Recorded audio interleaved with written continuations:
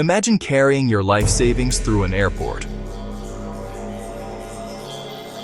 No drugs, no weapons, no arrest warrant, no criminal charges. And then suddenly, federal agents surround you, take your cash,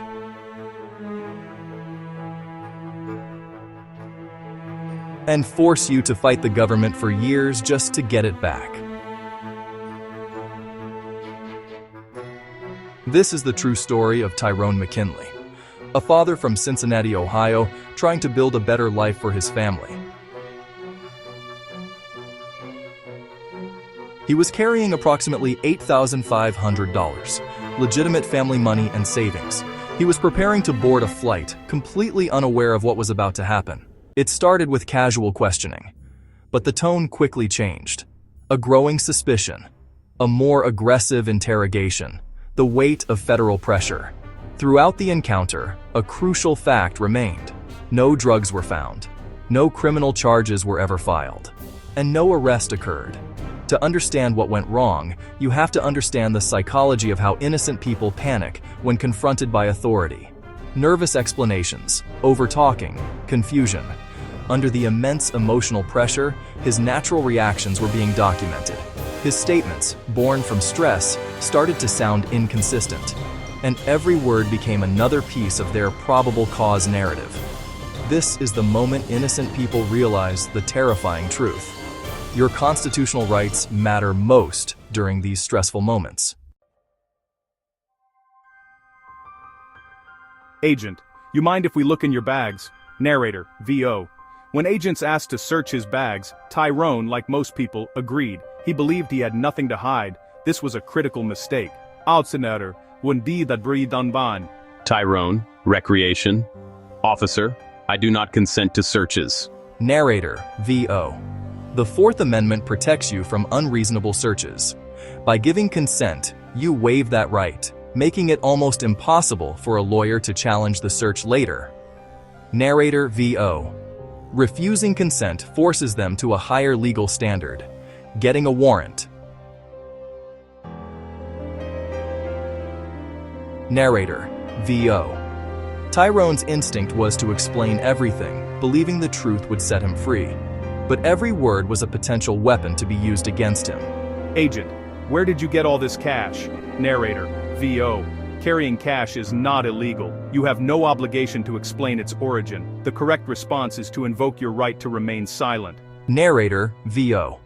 Nervousness is normal. Over-explaining creates risk. Silence creates a shield. Narrator, VO. From the beginning, the encounter was ambiguous. Tyrone was in a legal gray area. Tyrone, recreation. Officers, am I being detained or am I free to go? Narrator, VO. This question forces legal clarity. If it's a voluntary encounter, you can leave. If you are being detained, they must have reasonable suspicion, and it triggers further rights.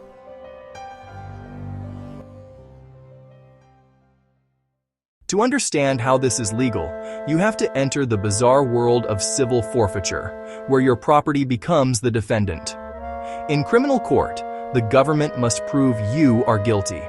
In civil forfeiture, the burden shifts onto you to prove your property is innocent. The government files a lawsuit directly against the cash, the car, or the home, alleging it was involved in a crime.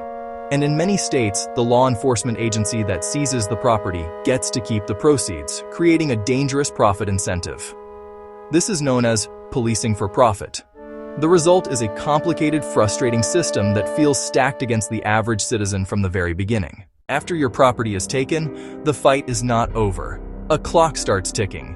You will receive a formal notice of seizure. This is the most important lesson. Most people lose their property not because they're guilty, but because they miss the strict filing deadline. If you miss the deadline, the government wins by default. Your property is gone forever, no questions asked. To stop this, you must file a verified claim. This is a formal legal document that stops the automatic process and forces the government to prove their case in front of a judge. It moves the battle from an administrative agency into a real court. demanding judicial review. It is the move that says, "You will not take my property without a fight."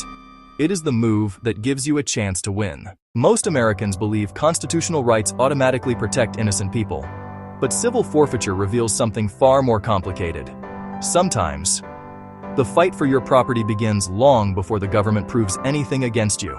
Subscribe to Your Legal Move user for getting these kind of legal knowledge for those unwanted situations. We are here to help you.